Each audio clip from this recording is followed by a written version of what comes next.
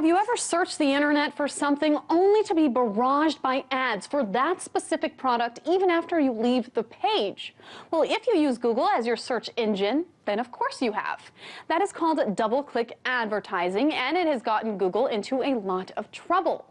You see, Apple's Safari browser installed specific software to prevent third parties like Google from tracking your online activity using cookies.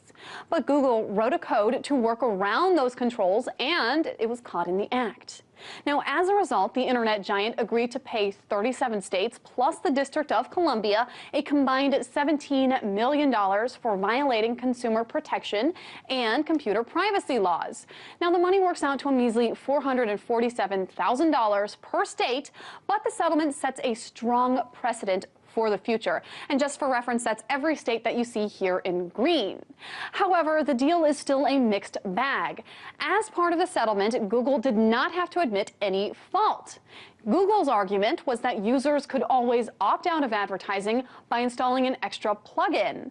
However, states and the federal government say the company misled Safari users into thinking they didn't have to do that exact step with this explanation on its website.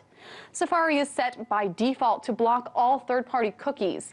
If you have not changed those settings, this option effectively accomplishes the same thing as setting the opt-out cookie. So, if you were a Safari user reading that exact statement, you'd probably assume that you were in the clear. Last year, the Federal Trade Commission accused Google of misrepresentation to Safari customers for these incorrect statements online and won a $22.5 million settlement. But the FTC did fall short of accusing the internet giant of breaking any laws.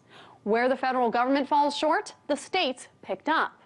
As part of this new settlement with the states, Google has agreed to never use that code again, to be more transparent with customers about how they can avoid advertisements, and to delete third-party cookies that were installed on those Safari web browsers. The settlement is a small but significant step forward for states in protecting online privacy.